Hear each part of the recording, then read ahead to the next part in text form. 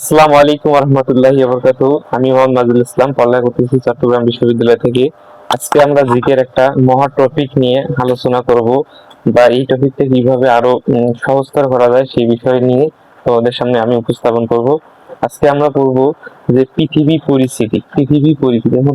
পরিস্থিতি যদি আমরা স্টাডি করতে চাই, পৃথিবী পরিস্থিতির মধ্যেই রয়েছে কি বিভিন্ন দেশ, অর্থাৎ বিভিন্ন মহাদেশ যেমন এশিয়া মহাদেশ, তারপর হচ্ছে আফ্রিকা মহাদেশ, ইউরোপ মহাদেশ, উত্তর আমেরিকা মহাদেশ, তারপর হচ্ছে দক্ষিণ আমেরিকা মহাদেশ, অ্যান্টার্কটিকা মহাদেশ, ওশেনিয়া মহাদেশ, এই মহাদেশগুলো আলোচনায় আসে। এখন যদি আন্তর্জাতিক দিকে পড়তে যাই, তাহলে কি আমাদের কি প্রত্যেকটা দেশকেই কি আলাদা আলাদা ভাবে স্টাডি করতে হবে? না, বিষয়টা সেটা না। যে আমাদের এমন এমন দেশগুলো নিয়ে আলোচনা করতে হবে যে দেশগুলো বর্তমান সময়ে সমালোচিত, আলোচিত, বিভিন্ন ভাবে সেই দেশগুলো একটু পরিচিত, সেই দেশগুলো নিয়ে আমাদেরকে আলোচনা করতে হবে। যেমন হচ্ছে মার্কিন যুক্তরাষ্ট্র, এটা নিয়ে তো আমাদের আলোচনা করতেই হবে। যেমন আমাদের সীমান্তবর্তী দেশ ভারত, সেটা সম্পর্কে আমাদের আলোচনা করতে হবে।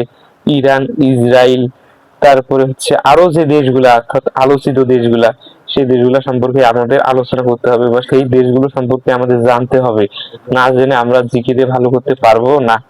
আর হচ্ছে আজকে আমরা পড়বো পৃথিবী পরিস্থিতি, অর্থাৎ পৃথিবী পরিস্থিতি যদি আমরা পড়তে চাই, তাহলে আমাদের মনে একটা প্রশ্ন আসে যে পৃথিবী পরিস্থিতি আমরা পড়বো, পৃথিবীর বয়সটা কত? আসলে আসলে পৃথিবীর বয়সটা কত সেটা হচ্ছে কেউই সঠিকভাবে বলতে পারবে না। অর্থাৎ আনুমানিক একটা বিষয় যে 4.6 বিলিয়ন বছর, অর্থাৎ 460 কোটি বছর হচ্ছে পৃথিবীর বয়স। এটা হচ্ছে একটা পৃথিবীর বয়স, এটা কিন্তু আনুমানিক।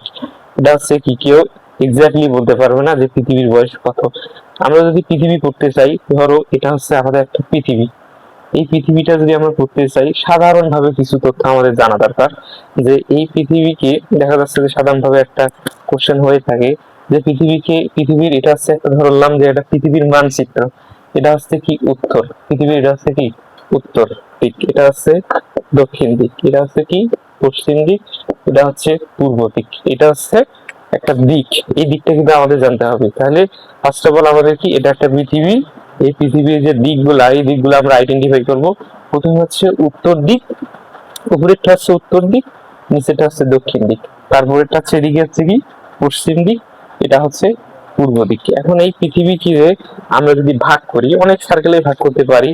যেমন হচ্ছে আমরা যদি ভাগ করি, এই যে একটা দিক, আমরা যদি প্রথমত কোনটা ভাগ করি, অর্থাৎ উত্তর দক্ষিণে যদি আমরা ভাগ করি, তাহলে পৃথিবীকে যদি উত্তর দক্ষিণে আমরা ভাগ করি, যে দুইটা সাইড আলাদা করি, তাহলে পৃথিবীকে উত্তর দক্ষিণে ভাগ করেছে কোন রেখা, এটা কিন্তু আমাদের আসে। এটা কি রেখা? এটাকে বলা হয় নিরক্ষীয় রেখা। এটা কি কি বলা হয়? নিরক্ষীয় রেখা বলা হয়, সেটা হচ্ছে বিষুব রেখা বলা হয়, তারপর হচ্ছে ইকুয়েটোরিয়াল লাইন বলা হয়। কারণ হচ্ছে এই যে এখানে এখানে অর্থাৎ আফ্রিকা মহাদেশের এইদিকে নিচ দিয়ে একটা কি ইকুয়েটর নামে দেশ রয়েছে, অর্থাৎ ইকুয়েটর নামে দেশটা করা হয়েছে এই নিরক্ষ রেখা, অর্থাৎ ইকুয়েটোরিয়াল লাইন অনুযায়ী সেই নিরক্ষ রেখার নামকরণ করা হয়েছে। তাহলে আমরা শিখলাম যে পৃথিবীকে উত্তর দক্ষিণে বিভক্ত করেছে কোন রেখা?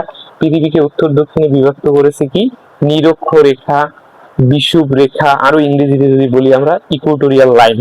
এখন তোমাদের মনে অবশ্যই প্রশ্ন আসতে পারে যে পৃথিবীকে উত্তর দক্ষিণে ভাগ করলো একটা রেখা, এটা আমরা জানলাম।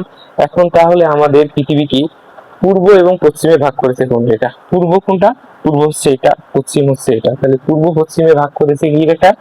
দ্রাঘিমা রেখা। এটাকে কি বলা হয়? পূর্ব পশ্চিমে যেটা ভাগ করেছে সেটাকে বলা হয় দ্রাঘিমা রেখা, বা এটাকে আরো বলা হয় কি মূল মধ্য রেখা।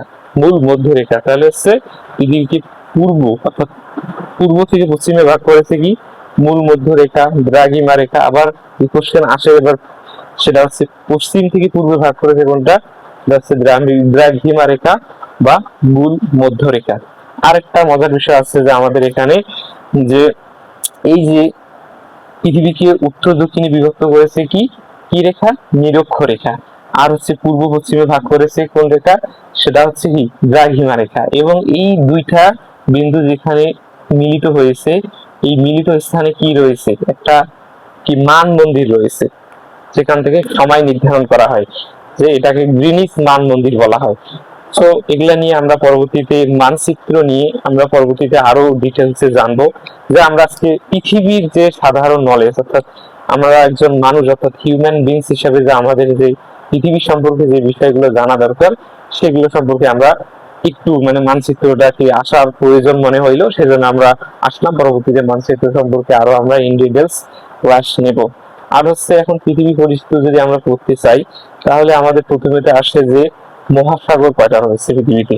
পৃথিবীতে মহাসাগর রয়েছে 5টা, এটা আমরা সবাই ছোটবেলা থেকে জানি। প্রথমত রয়েছে কি প্রশান্ত মহাসাগর, আটলান্টিক মহাসাগর, ভারত মহাসাগর, উত্তর মহাসাগর, দক্ষিণ মহাসাগর। এই 5টা মহাসাগর কিন্তু আমাদের রয়েছে। আর হচ্ছে এই 5টা মহাসাগরের মধ্যে আরো একটা কোশ্চেন আসে যে সবচেয়ে বড় মহাসাগর কোনটা। সবচেয়ে বড় মহাসাগর কোনটা, সেটা হচ্ছে আমাদের কি প্রশান্ত মহাসাগর। এখন যদি বড় মহাসাগর, বড় হচ্ছে কি দৈর্ঘ্যের দিক দিয়ে বড়, এটা হচ্ছে কি এটা হচ্ছে প্রশান্ত মহাসাগর। এখন দৈর্ঘ্যের দিক দিয়ে বড় থাকলেও আবার দেখা যাচ্ছে যে অনেক সময় হচ্ছে গভীরতা আছে। তো গভীরতম মহাসাগর কোনটা, অবশ্যই হচ্ছে প্রশান্ত মহাসাগর। তাহলে আমরা যদি শিখলাম যে বড় মহাসাগর হচ্ছে প্রশান্ত মহাসাগর, তাহলে আমাদের মনে একটা কোশ্চেন আছে যে ছোট মহাসাগর কোনটা। তাহলে ছোট মহাসাগর কি, উত্তর মহাসাগর। ছোট মহাসাগর কোনটা, উত্তর মহাসাগর। আর হচ্ছে আরেকটা কোশ্চেন আছে যে প্রশান্ত মহাসাগরের গভীরতম স্থানের নাম কি, মারিয়ানা ট্রেঞ্চ। তাহলে প্রশান্ত মহাসাগরের গভীরতম স্থানের নাম কি, মারিয়ানা ট্রেঞ্চ। এগুলা থেকে কোশ্চেন হয়। আর হচ্ছে আমাদের মহাদেশ, মহাদেশ কয়টা, মহাদেশ হচ্ছে আমাদের 7টা। সেই মহাদেশগুলো সম্পর্কে আমাদের জানা দরকার। যেমন হচ্ছে এশিয়া মহাদেশ। এশিয়া মহাদেশ কি, এশিয়া মহাদেশে আমরা বসবাস করি, এই একটা এশিয়া মহাদেশ, এটা একটা মহাদেশ। আফ্রিকা মহাদেশ, এটা একটা মহাদেশ। তারপর হচ্ছে ইউরোপ মহাদেশ, এটা একটা মহাদেশ। তারপর হচ্ছে উত্তর আমেরিকা মহাদেশ, এটা একটা মহাদেশ। এবং দক্ষিণ আমেরিকা মহাদেশ, এটাও একটা মহাদেশ। আর হচ্ছে একটা হচ্ছে ওশেনিয়া মহাদেশ, এটাও একটা মহাদেশ। তারপর হচ্ছে অ্যান্টার্কটিকা মহাদেশ, এটাও একটা কিন্তু মহাদেশ। আর হচ্ছে আরেকটা কোশ্চেন হয়ে থাকে যে কোন মহাদেশে জনবসতি নেই, অর্থাৎ কোন মহাদেশে জনবসতি নেই। তাহলে মহাদেশ গঠিত হয়েছে, আমরা সবাই বুঝি যে সেখানে তো অবশ্যই জনবসতি আছে, কিন্তু দেখা যাচ্ছে যে আরেকটা কোশ্চেন হয়ে থাকে যে কোথায় জনবসতি নেই। সেটা আমাদের ভাবতে হবে কি, অ্যান্টার্কটিকা মহাদেশ। অ্যান্টার্কটিকা মহাদেশে কোনো কি জনবসতি নাই, কারণ কি সেখানে বরফ দ্বারা আবৃত, সেখানে কি বসবাসের উপযোগী না। আর হচ্ছে এটাই হচ্ছে একটা গুরুত্বপূর্ণ কোশ্চেন যে বলে পরীক্ষকরা একটু পেঁচানোর চেষ্টা করে যে কোন মহাদেশে জনবসতি নেই। আমরা যদি আলোচনা করি যে মহাদেশ ভিত্তিক যে দেশগুলা, অর্থাৎ কোন মহাদেশে কতটা দেশ, এটা আমাদের জানা দরকার। যেমন এশিয়া মহাদেশ, এশিয়া মহাদেশে কতটা দেশ, 44টা দেশ রয়েছে।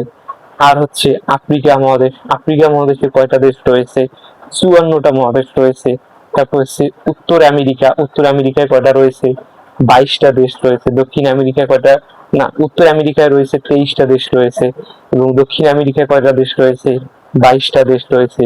ওশেনিয়া মহাদেশ, সেখানে কয়টা দেশ রয়েছে, 44টা দেশ রয়েছে। আর হচ্ছে অ্যান্টার্কটিকা মহাদেশে তো জনবসতি নাই, তো এখানে তো দেশ হবেই না। আর হচ্ছে যদি আমরা এইভাবে হিসাব করি যে আরেকটা কোশ্চেন আছে যে আমাদের পেছানো বইতে আছে যে পৃথিবীতে কতটি দেশ রয়েছে। পৃথিবীতে কিন্তু দেশ রয়েছে, মানে পৃথিবীতে স্বাধীন দেশ কতটি রয়েছে, পৃথিবীতে স্বাধীন দেশ রয়েছে 195টা।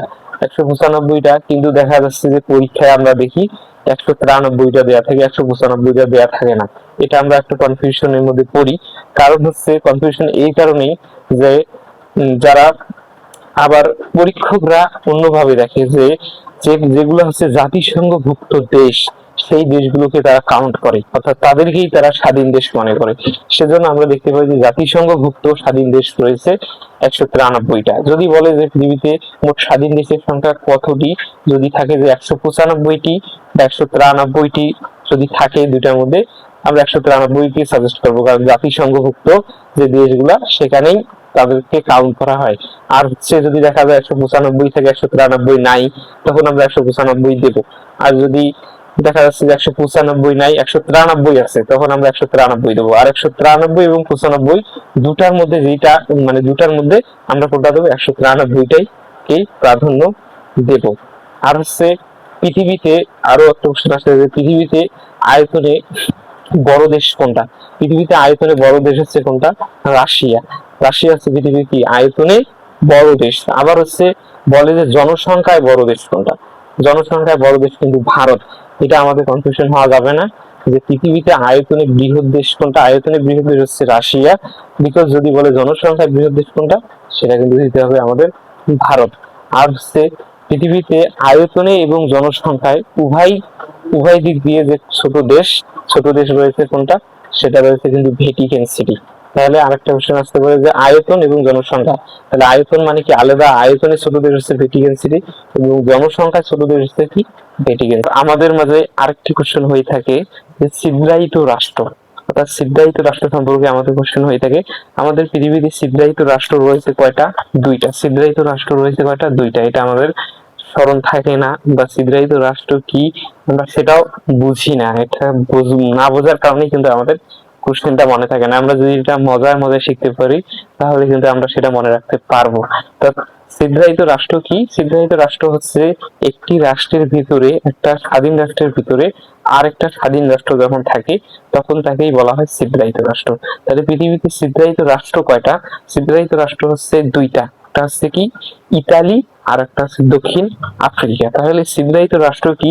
ছিদ্রায়িত রাষ্ট্র হচ্ছে একটি স্বাধীন দেশের ভিতরে আরেকটি স্বাধীন দেশ যখন থাকে তখন তাকে বলা হয় ছিদ্রায়িত রাষ্ট্র। তাহলে ছিদ্রায়িত রাষ্ট্র আমরা কয়টা বললাম? দুইটা, একটা হচ্ছে ইতালি আর একটা হচ্ছে দক্ষিণ আফ্রিকা। অর্থাৎ ইতালির মধ্যে কোন কোন রাষ্ট্র দুইটা রয়েছে?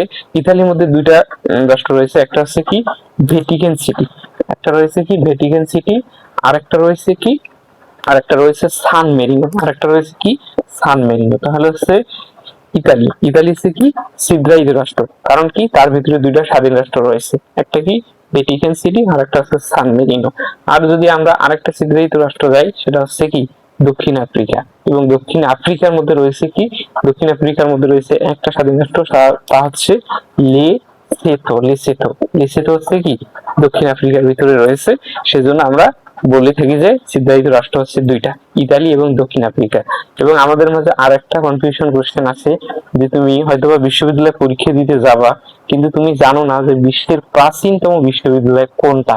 এটা আমাদের মাঝে কনফিউশন হয়ে থাকে। আসলে যদি বেসিক্যালি আমরা বলতে চাই যে পৃথিবীর প্রাচীনতম প্রাচীনতম বিশ্ববিদ্যালয় হচ্ছে মরক্কোয় অবস্থিত, তা হচ্ছে আল কারাইয়ান। তাহলে হচ্ছে প্রাচীনতম বিশ্ববিদ্যালয় কোনটা? আল কারাইয়ান। কিন্তু আমাদের আরেকটা তথ্য প্রচলিত রয়েছে যে বিশ্বের প্রাচীনতম বিশ্ববিদ্যালয় কে বলা হয় কি ভারতের নালন্দা বিশ্ববিদ্যালয়।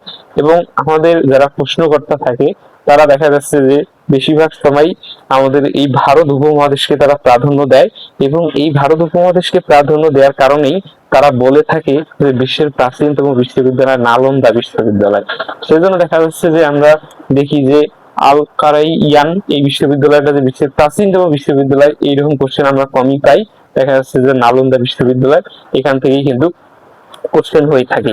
আর হচ্ছে আমরা যে আমাদের এই এশিয়া মহাদেশে যে রাশিয়া কিন্তু বৃহত্তম পৃথিবীর সীমান্তবর্তী দেশ। অর্থাৎ সীমান্তবর্তী দেশ হচ্ছে দুটা, পৃথিবীর সর্বাধিক সীমান্তবর্তী দেশ সেটা হচ্ছে চীন ও রাশিয়া।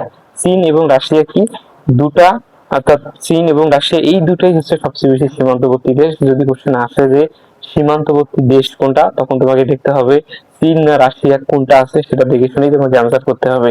চীন এবং রাশিয়া কি 14টা দেশের সাথে বর্ডার শেয়ার করেছে, অর্থাৎ 14টি দেশের সাথে তাদের কি সীমান্ত রয়েছে। আর হচ্ছে আমরা এভাবেই পৃথিবী পরিস্থিতিটা পড়তে পারি। অর্থাৎ পৃথিবী পরিস্থিতি পড়তে গেলে আমাদের অনেক কিছুই আছে, কিন্তু আমাদের যেগুলো জানা দরকার সেগুলো আমরা জানলাম। আর হচ্ছে আন্তর্জাতিক দিকে আমরা যখন মহাদেশ ভিত্তিক আলোচনা করব, যেমন এশিয়া মহাদেশের মধ্যে যে দেশগুলো রয়েছে সেগুলো সম্পর্কে আলোচনা করব। তারপর হচ্ছে আফ্রিকা মহাদেশের মধ্যে যে দেশগুলো রয়েছে সেই দেশগুলো সম্পর্কে আমরা আলোচনা করব। তারপর হচ্ছে উত্তর আমেরিকা মহাদেশ, তারপর হচ্ছে দক্ষিণ আমেরিকা মহাদেশ, ওশেনিয়া মহাদেশ, যে মহাদেশগুলো আছে, যে দেশগুলো আমাদের আলোচনা করা দরকার।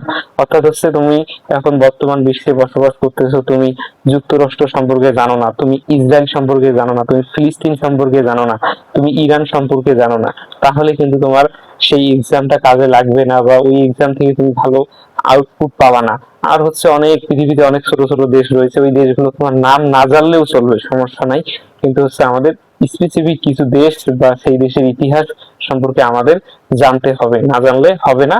এবং আমরা এরই পরিপ্রেক্ষিতে আমরা সামনে সেই দেশগুলো নিয়ে আমরা আলোচনা করব, সেই দেশগুলোর ইতিহাস ঐতিহ্য নিয়ে আমরা আলোচনা করব, যা আমাদের জীবনে অনেক গুরুত্বপূর্ণ প্রভাব ফেলবে। এবং তোমরা যারা এই আমাদের পেজ থেকে, আমাদের ইউটিউব চ্যানেল থেকে যারা ভিডিওগুলো দেখতেছো, তারা সবাই তোমাদের বন্ধুদেরকে বলবা যে আমরা এইভাবে ক্লাস নিচ্ছি। তোমাদের যদি ভালো লাগে তোমরা অবশ্যই ফলো দিয়ে রাখবা এবং তোমাদের গুরুত্বপূর্ণ কমেন্ট আমাদের সামনে পেশ করবা। আমরা ইনশাল্লাহ যেখান থেকে তোমাদের সমস্যা হবে আমাদের নক দিবা, আমরা আপনাদের সেবায় নিয়ে যেত এবং আমরা সবসময় সেই কোশ্চেন গুলোর অ্যান্সার দেওয়ার